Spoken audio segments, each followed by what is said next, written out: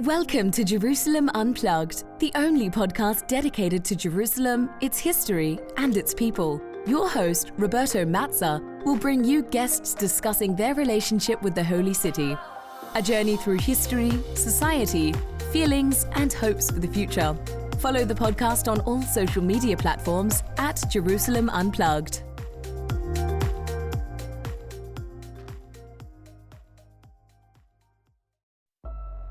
Welcome to Jerusalem Unplugged, the podcast dedicated to Jerusalem, its history, and its people.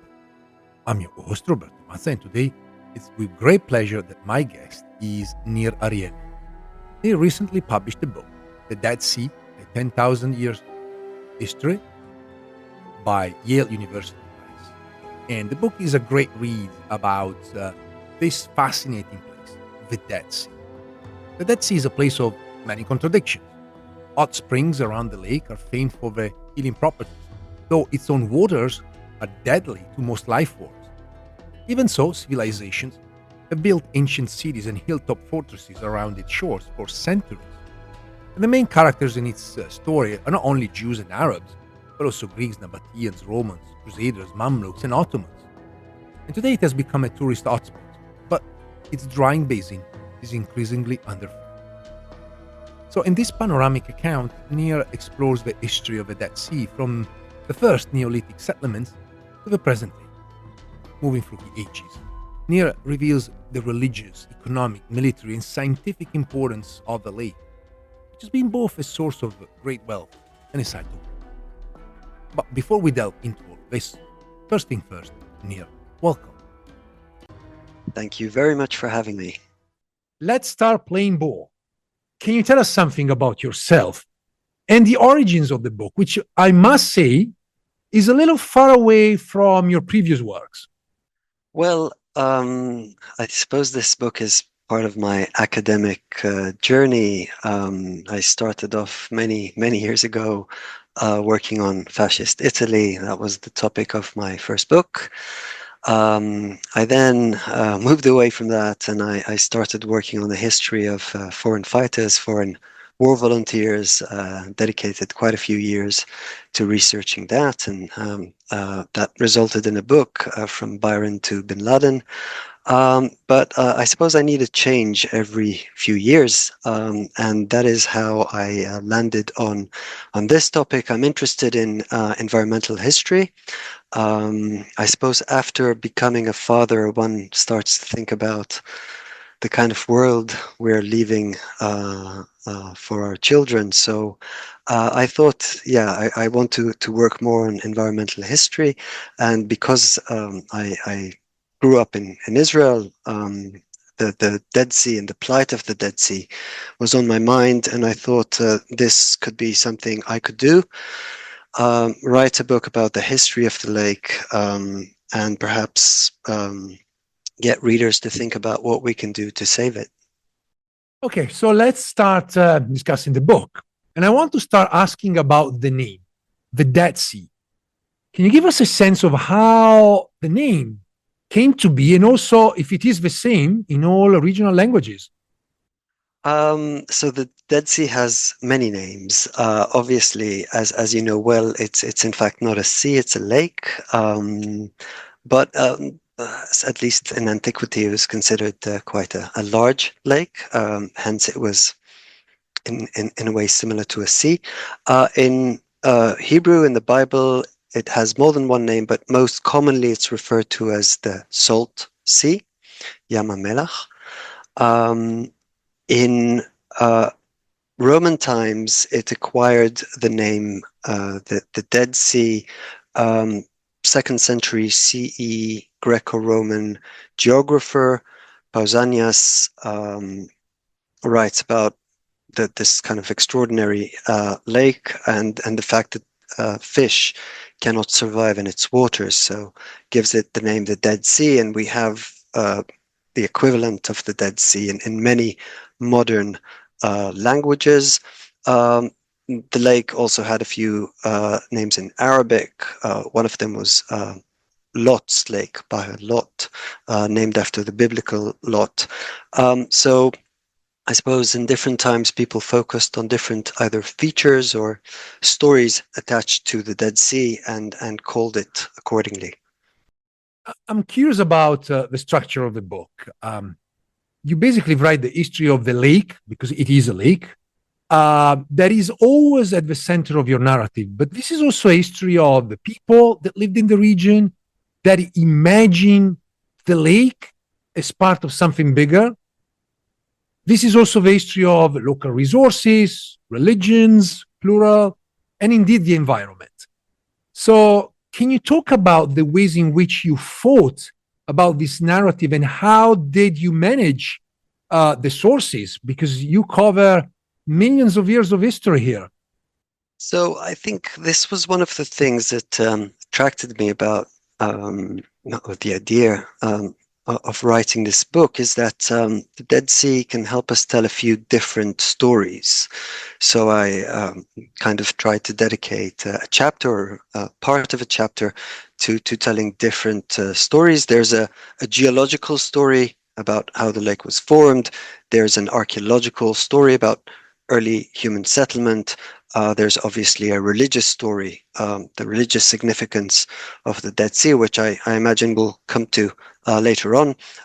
There's a ongoing historical story, lots to say about the rise and fall of kingdoms and empires.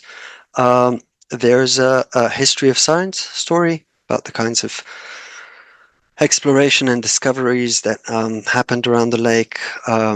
There is a contemporary politics story around conflicts and the states that nowadays border the Dead Sea. And there's also a hydrological story, right? The amount of water that reaches the lake and its current problems. So the idea was to try to tell many stories and to do so by using a different focus, both in terms of the chronology, but also in terms of the themes covered in each chapter. And I think it's worth mentioning for the readers that this is a history of the Dead Sea, both chronological and thematic. Essentially, you move forward in time, but every time you move forward, you present new themes. And I think this is a great way of discussing the long history of the Dead Sea. And so you open the discussion of the Dead Sea saying that this is the product of tectonic plates. So we have to look at, movements of that occurred millions of years ago. And this is where you take the readers back a long, long time ago, millions of years ago. So I was wondering if you can give us a sense of the origins of the Dead Sea.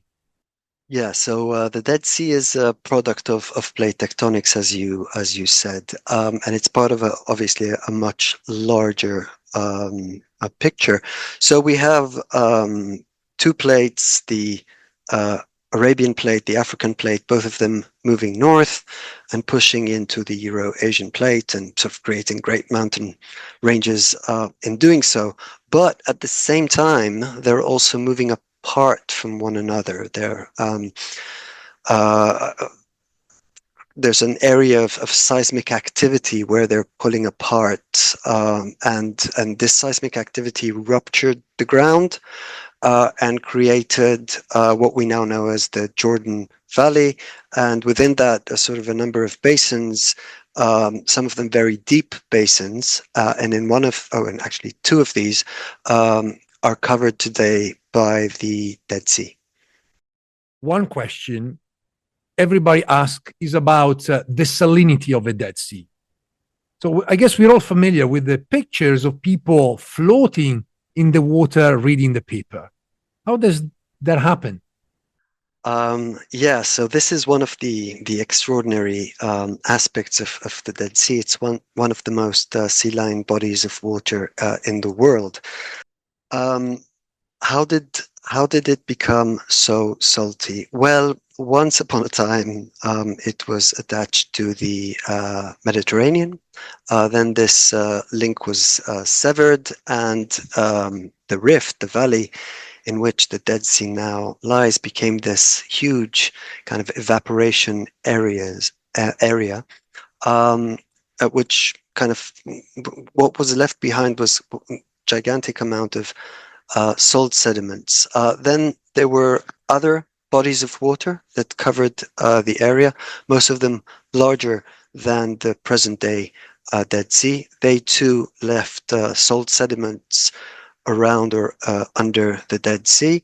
And this process continues today. So the Dead Sea is a terminal lake, so water flows into it and doesn't leave it save for through evaporation. So there's a lot of salt sediments that are left behind. So the water is very salty, and there are plenty of salt structures around its shores. Okay, we talked about nature, so let's introduce now man, hominids. Can you talk about the early human presence in the Jordan Valley and how it developed through time? Perhaps you can also speak about the sources that helped writing this history, because I'm sure that people are curious to know, how did you get the material? How can we write the history of these people, the early humans in the Jordan Valley? So the Jordan Valley was one of the corridors through which early migrations from Africa moved into Asia and from there onwards. So we have some very early archaeological discoveries in the Jordan Valley, all of them north of the Dead Sea, higher altitudes. The Dead Sea, the shores of the Dead Sea today are 438 meters under sea level. That area back then was still underwater, so nobody could live there. But if you moved further up and further north, sort of prehistoric communities could sort of live nearby the bodies of water that existed there at the time, and they left behind archaeological remains. So here, obviously, I'm greatly indebted to archaeological research that has been conducted in the area for many decades. So we find some very early settlements in the Jordan Valley, including in the area where I grew up, so near Gesher Bnot Yaakov, today northern Israel, just north of the Sea of Galilee. We know of communities that lived there some 780,000 years ago, and they apparently already knew how to use fire, because archaeologists have found charred bones. Let's stay in the Jordan Valley. The Dead Sea have gained popularity throughout the world, mostly because of religion. Jews, Christians, Muslims, all are connected to this site one way or another. And I guess listeners are familiar with the names of Sodom and Gomorrah. Yeah, so I think the Dead Sea appears in the Hebrew Bible multiple times. So there's quite a few stories attached to it. It also, or the area near the Dead Sea is mentioned in the New Testament, and there are also Islamic traditions connected to sites near the Dead Sea. So it has a lot of religious significance. I think you mentioned Sodom and Gomorrah is probably the story that overshadows the area most of all. So in Genesis, the description of the destruction of Sodom and Gomorrah, a very very vivid story, not very specific or not very easily traceable in terms of kind of locating where exactly this happens, but we do know it happens somewhere in the Jordan Valley. And for centuries, pilgrims, explorers, geographers who came to the Dead Sea area were familiar with the story of Sodom and Gomorrah and tried to find it in the contemporary landscape, traces of these destroyed cities and various theories about what happened to them exactly and where they might be. So we certainly have that story that is connected to the Dead Sea. We can always also think of another story, whereas Sodom and Gomorrah are stories of destruction and sin. You have also stories of purity and sacredness. And if you move a bit north from the Dead Sea up the Jordan River, you have the sites associated with baptism, most famously the baptism of Jesus by John the Baptist. So you have on the western bank, you have Qasr al-Yahud. On the eastern bank, you have Bethany beyond the Jordan, and there are remains of churches dating back to the Byzantine period. So there are plenty of religious stories that kind of surround the Dead Sea, and I think we explore them in quite a lot of depth in the book. Yeah, and I wonder if you can speak a little bit more about Sodom and Gomorrah, which I guess catches the attention of many readers and listeners, because obviously it's a very popular story. I mean, according to the book, you're talking about the possibility that actually there was some sort of explosion that could have destroyed the city. So you're using science essentially, or other scholars that use science to explain what could or may have happened. So I was wondering if you can just give us a sense of that story. This is an intriguing story. It started to emerge as I was beginning to write the book. So obviously it caught my attention. A group of archaeologists that has been excavating in Tel El Hammam, northeast of the Dead Sea, a large ruined city from the Bronze Age.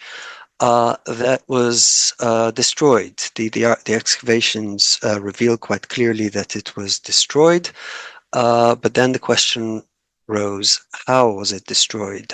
So the archaeologists who were running this excavation pursued a few possibilities, whether it was destroyed by an earthquake or by a fire, by warfare, and they couldn't find an explanation that would perfectly sort of account for the level of destruction that they found, until they thought, forgive me,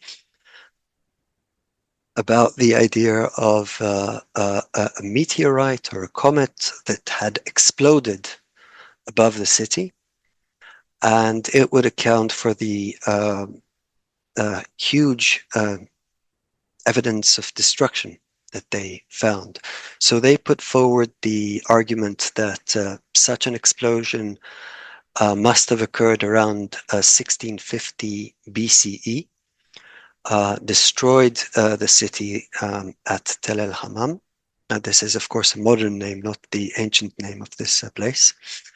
And that this story of destruction was so immense that generations afterwards, it was passed down from one generation to the next, and it kind of made its way in a mutated form into Genesis, into the Bible, as the destruction of Sodom and Gomorrah. I should say here, for the sake of fairness, that not all archaeologists agree with this interpretation. But it's certainly a very intriguing proposition that they have put forward. And it sounds like, again, probable. I remember reading in the book, and I'm always been fascinated by what happened in 1908 over Siberia. So some sort of a similar explosion. In that case, was massive explosions and burned thousands of square miles of forest.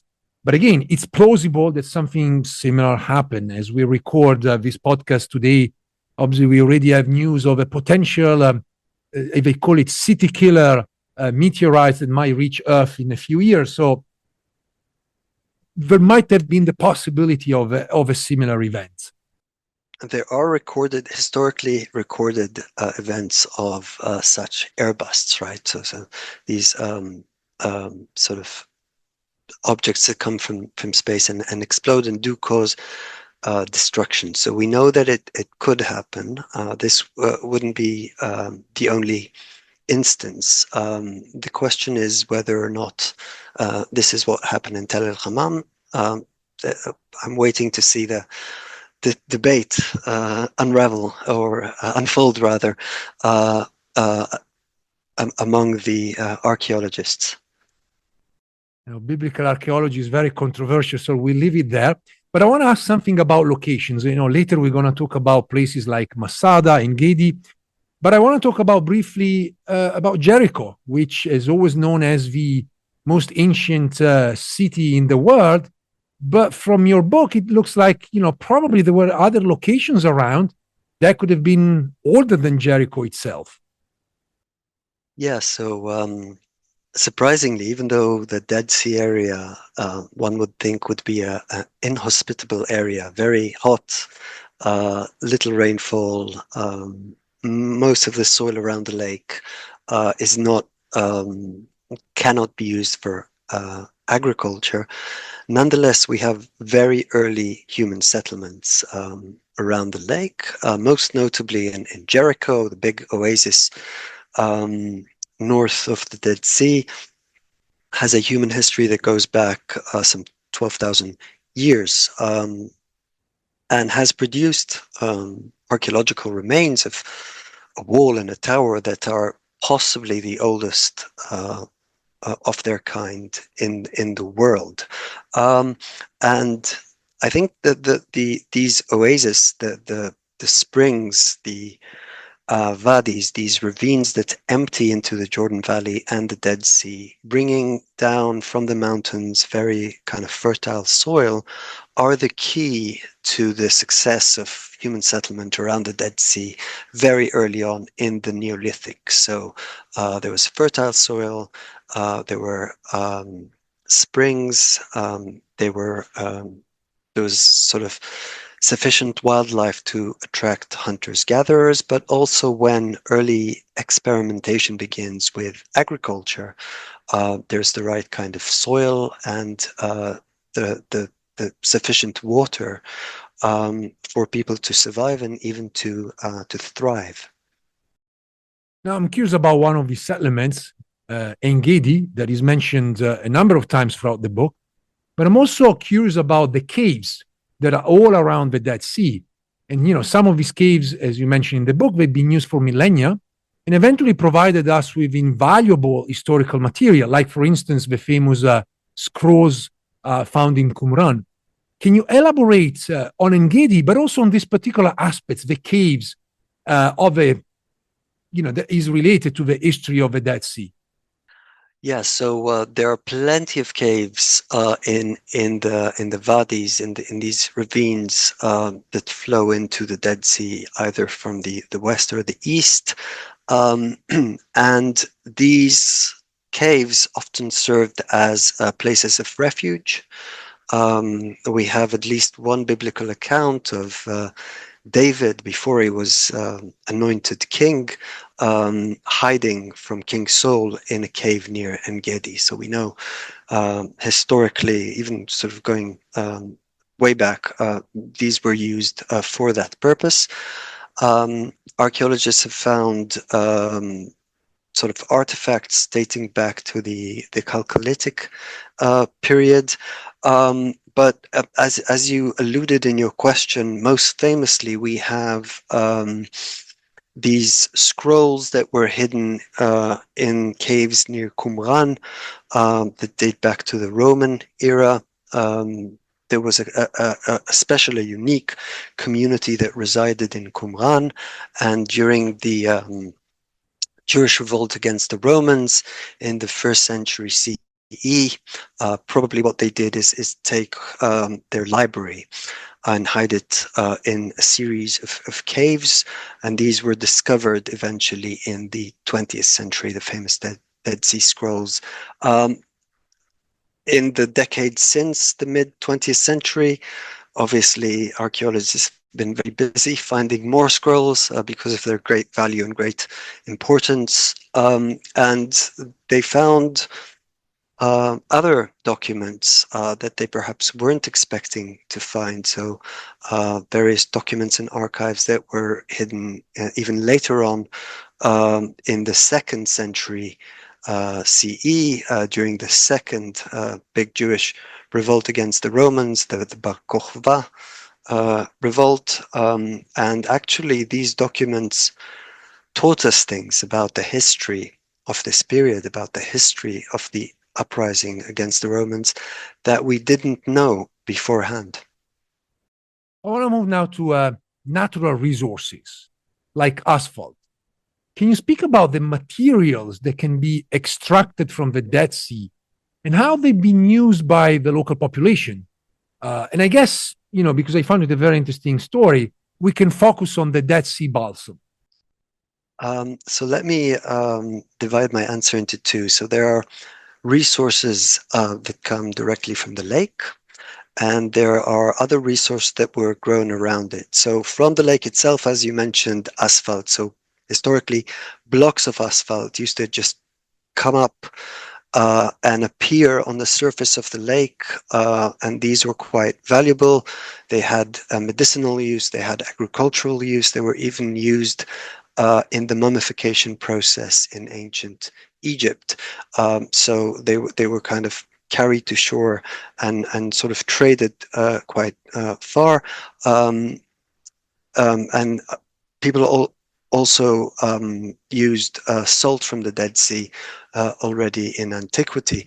But they could also grow certain crops around the lake. There were a number of them, but you mentioned the balsam. This is a very kind of mysterious plant, a bush or a short tree that was grown only, so the ancient authors tell us, only in two gardens around the Dead Sea, one in Jericho and one in En-Gedi. And from this plant, from the sap of this plant, they were able to produce these exquisite perfumes, which were in very high demand in Roman times and therefore of great value. So Cleopatra coveted them, and she wanted to control these gardens. King Herod, and later on, sort of the Roman rulers, the Roman emperors. And when the first Jewish revolt was suppressed, then the victors, among the kind of the victory parade they conducted in Rome, one of the things they carried is kind of branches from this mysterious balsam. Mysterious because we don't know today exactly what it was. They stopped growing it around the Dead Sea around the 7th century. There are various theories about what plant exactly it was, but we do not know for sure.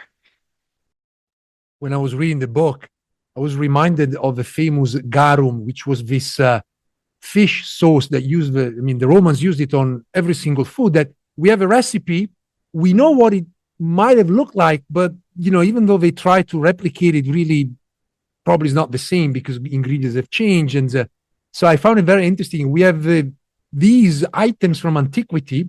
We can somehow replicate them or have an idea, but they're not the same, obviously. And it's fascinating. I want to talk about another location. So for those traveling around the Dead Sea, one place cannot certainly be missed, and is Masada. Can you talk about its origins and also the role it played in history and in the history of the lake? So there may have been fortifications on Masada beforehand, but it really comes to prominence under Herod the Great, right? So the king of Judea in the late 1st century BCE, who invested greatly in architecture. So to kind of famously sort of constructs monumental buildings in Jerusalem, but also all around the Dead Sea. So he has palaces in Jericho, and one of the forts, and what was doubled both as a fort and as a palace, is Masada. So Masada is this flat hill, flat mountain overlooking the Dead Sea from the southwest, and on top of it, Herod constructs this elaborate palace with a wall surrounding the top of the mountain. with kind of these great pools to gather water, and it offered a spectacular view of the Dead Sea, so he could host kind of highly placed Roman officials when they came to visit.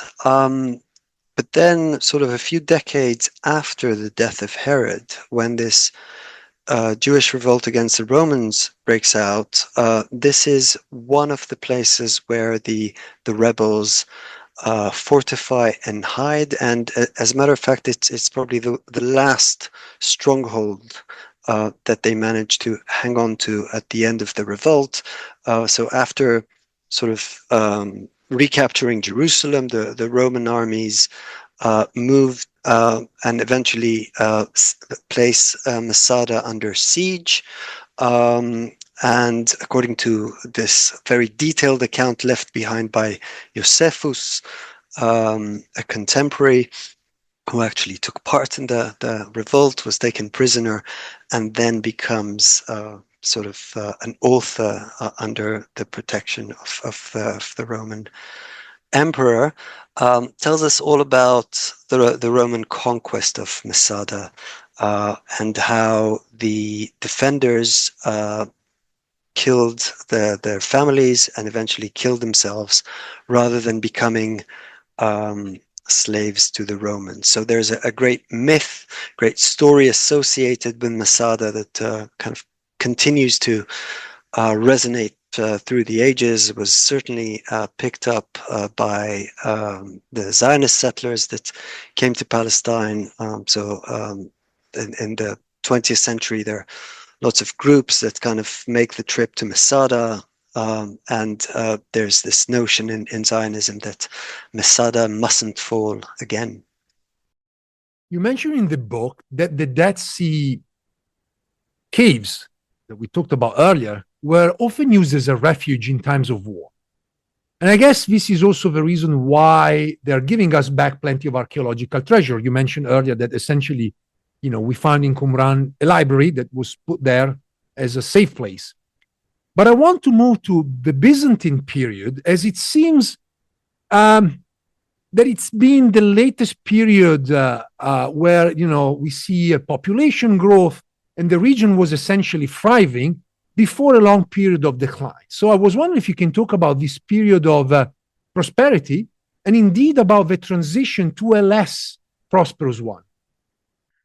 Yeah, so the Byzantine period, especially sort of, let's say, between 300 CE and 600 CE, was a period where the Dead Sea and the land on both its sides, so on the western and eastern shores, really thrived, probably benefited from slightly wetter conditions than we have today. So agriculture was able to expand even in areas that sort of couldn't be used beforehand and perhaps couldn't be used later on. So the population of the country grows, benefiting from these favorable climatic conditions. Also because Christianity becomes sort of the official religion of the empire, there is a greater volume of pilgrims that come to the area to try to visit and see some of these biblical sites that we mentioned earlier. There are quite a few monasteries, both in the Judean desert in the west, and a number of monasteries also on the eastern side, famously Mount Nebo, the place associated with where Moses stood and watched the Promised Land. So there's quite a lot of traffic from pilgrims that brings more people to this area than previously. So the area thrives, and we can see a depiction of that in a map that was discovered in Madaba in Jordan, the Madaba mosaic that dates back from the 6th century CE and sort of shows us boats with goods crossing the Dead Sea, and quite a few settlements and monasteries in the area around it. So we know the area was doing well, certainly economically during this period. Then later on comes a period of decline. And there's some debate amongst scholars about what exactly caused this decline. Some scholars will point to this change in climate, so slightly drier conditions prevailing, not as much rainfall, therefore problems with sustaining agriculture. Some scholars alluded to the Islamic conquest, although that view has become less tenable with time. The area is active, seismically active, so there are earthquakes, which are a disruptor, and also the center of power moves away, certainly under the Abbasids, center of power moves away from the Dead Sea. I suppose trade caravans, trade routes change as well. And many of the settlements and some of the monasteries are abandoned altogether. And there is a specific year that you mentioned in the book, 749, that seems to have been a crucial one for the Dead Sea. A massive earthquake struck the Jordan Valley. Yes, so in 749, there's an earthquake we know about from historical sources, but this earthquake also left behind a lot of damage in structures that archaeologists have found. So it damaged quite a few buildings in Jericho. After the Islamic conquest, there's a palace that was constructed north of Jericho, Hisham's palace, with very beautiful mosaics. So it was damaged. There's damage also to monasteries around the Dead Sea. We do know that repair works were carried out afterwards. So the earthquake didn't sort of bring the demise of the Dead Sea area on its own, but it certainly acted as a contributing factor to this general trend that begins in this period. Let's move to medieval times. And this period of time produced stories and myths that eventually marked how the Dead Sea has been described and perceived for centuries to come. So can you give us a sense of the stories that circulated? So with the reduced volume of pilgrims that come to the area and the reduced settlement activity in the area, there's still caravans that pass through, and there's still some travelers that make the journey.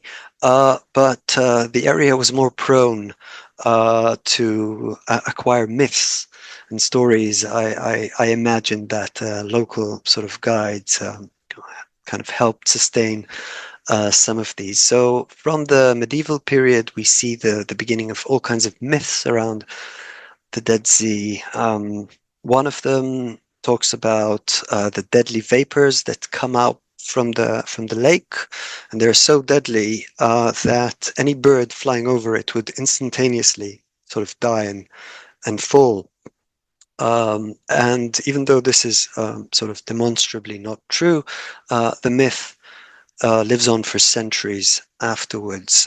There's quite a lot of snakes around the Dead Sea.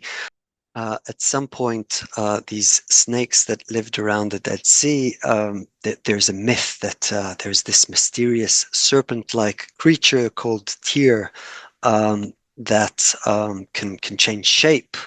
And if its venom is so deadly that if it bites a horse, even the person riding it would sort of die from the strength of the venom. So the Dead Sea becomes a place of myths, and the few visitors that come to it, in the accounts that they leave behind, they kind of magnify, in some cases, these myths. I want to move forward, and so we're going to talk about chapter 5. And as you discuss how knowledge of the Dead Sea changed in the last couple of centuries, I was struck by the buzz to understand where water comes from and goes out. So one wonders, why was this question so important? This is the age of, I suppose, Victorian and European kind of scientific curiosity, and the Dead Sea or Ottoman Palestine more broadly were at the cutting edge of kind of science and exploration. So you have various travelers coming to the area, either motivated sort of by biblical research or by kind of more scientific and sort of biological, geological interests. And one of the questions they grapple with is one that actually came up in previous generations as well, is how come this lake that only receives water, right? The Jordan flows into the Dead Sea, but no water appears to come out. So how come it stays relatively steady? It fluctuates a little bit, rises and falls, but where does the water go? And it took quite some time for the explorers to figure this out, but eventually they come to the conclusion that evaporation on its own is the explanation for why the water of the Dead Sea doesn't just rise constantly with the water flowing in. They were also interested in the composition of the water, of whether any creatures could indeed live within it, and they also figured out that the Dead Sea was in fact much lower than the Mediterranean. Series of kind of measurements and surveys conducted throughout the 19th century eventually reached the conclusion that it was at the time around 400 meters below the Mediterranean Sea. And let's talk about the water. I mean, we call it Dead Sea, but it turns out that actually there's some life in the dead water. So I was wondering if you can tell us a little bit about it, but I'm also curious about how dangerous is to drink, to ingest the water of a Dead Sea. And so perhaps here you can talk about the story of Christopher Costigan. So Christopher Costigan's story is not a happy one, unfortunately. He's one of these explorers that comes to the Dead Sea early on in the 1820s. He's Irish theology students from Maynooth. He travels by boat down from the Sea of Galilee, down the Jordan River into the Dead Sea. He is exploring all the issues that we raised previously about sort of the composition of the water and then trying to map the shores of the lake. And reportedly, we know this secondhand, but reportedly, he prepared his coffee using Dead Sea water. And the water itself is consumed by humans is highly unadvisable. It could in fact kill whoever tries to do so. So Costigan becomes very ill and eventually is taken from Jericho to Jerusalem, where he dies. Now, we don't know exactly what killed him, but it is a logical assumption that he would have died from consuming Dead Sea water. The water isn't completely dead, as was discovered in the 20th century by a man named Vulcani, who was able to identify a few organisms. So, a couple of algae and some bacteria that can survive even in this very, very saline conditions of the Dead Sea.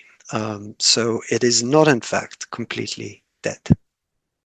Follow me here, because recently I interviewed two scholars, Yuval Ben Bassat, Johan Busso, who wrote a book about late Ottoman Gaza. And one of the central parts of the book is about Bedouins. So then I was fascinated reading your book that Bedouins are central to the story of the Dead Sea. Once again, I would say there is so much stigma around this community, and it's very hard to talk about Bedouins in general. So I was wondering if you can actually elaborate and talk more about what you call the Bedouin lake and the agency of the Bedouins around the lake?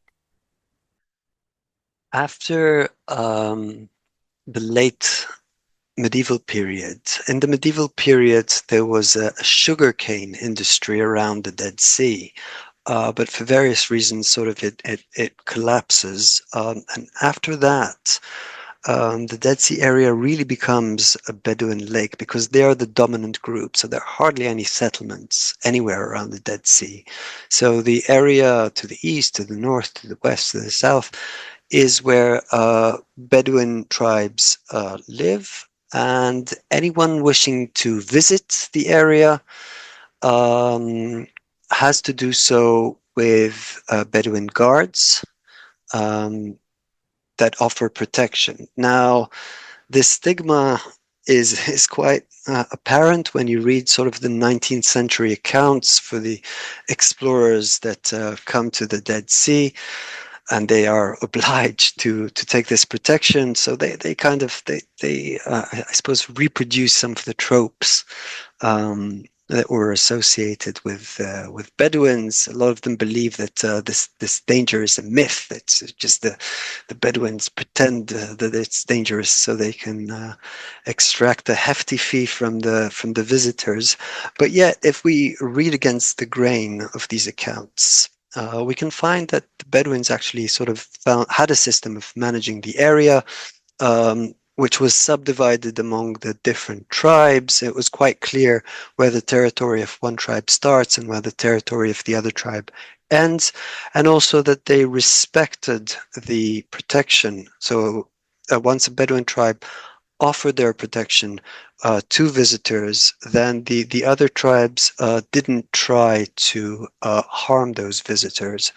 And those sort of visitors who thought they were clever enough not to require a guard at times pay the price for that. So it did operate according to a system of laws, albeit different laws from those of the European and North American explorers that came to the area.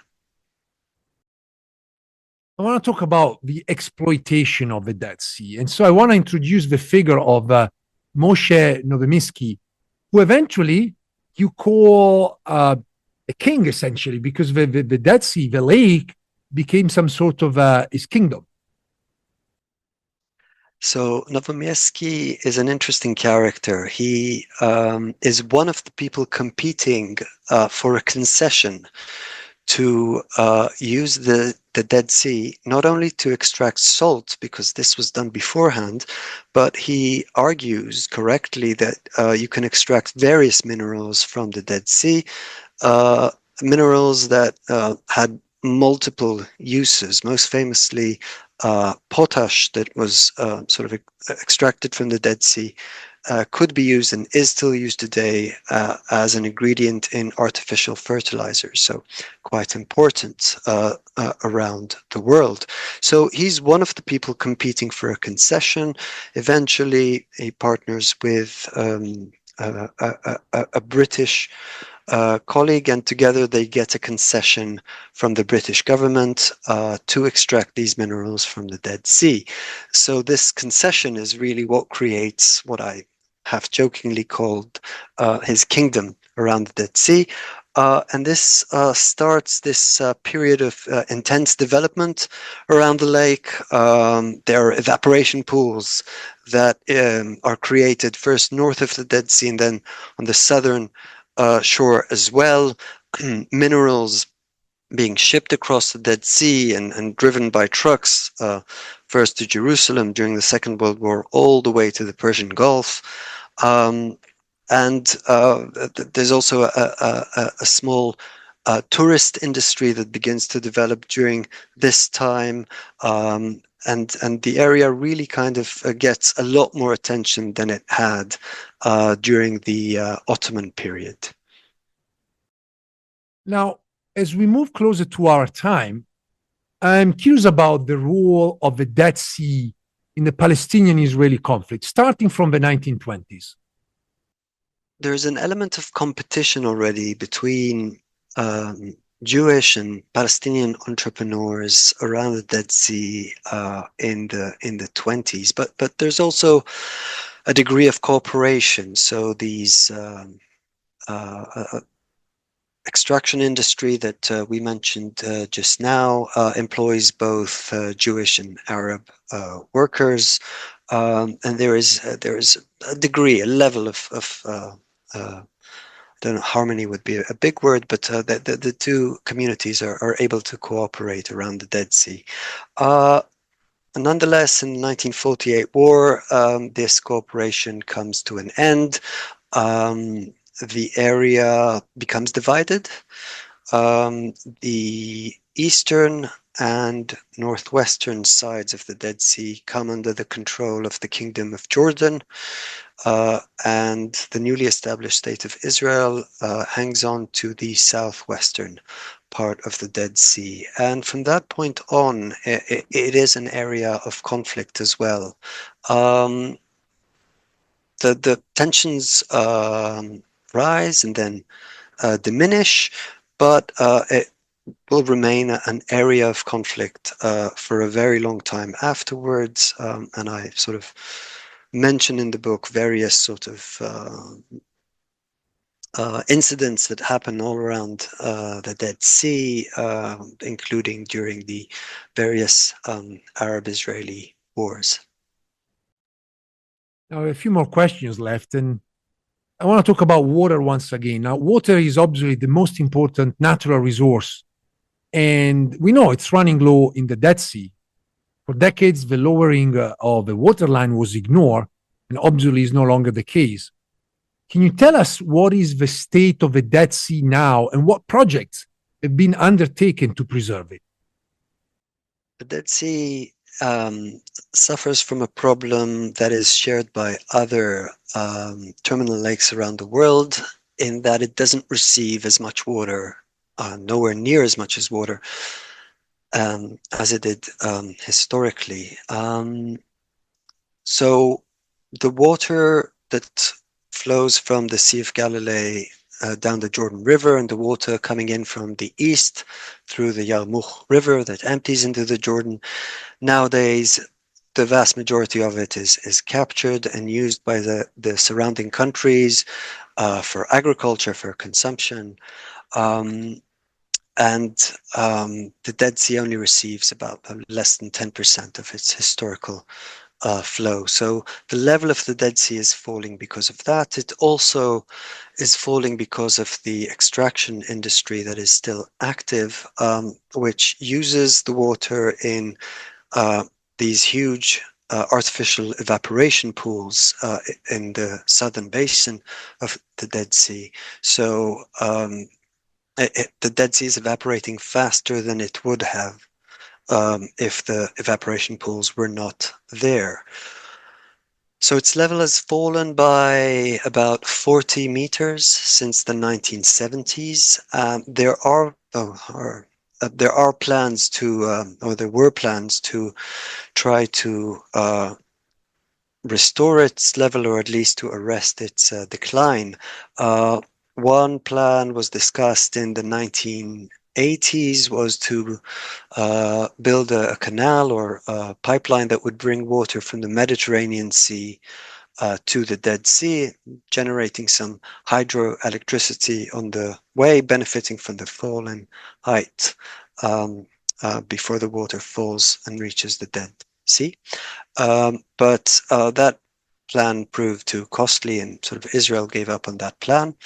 Another plan more recently was the famous Red Dead conveyance project, an idea to bring water from the Red Sea in the south up to the Dead Sea. But that again proved quite costly, quite controversial in environmental terms, and actually the water,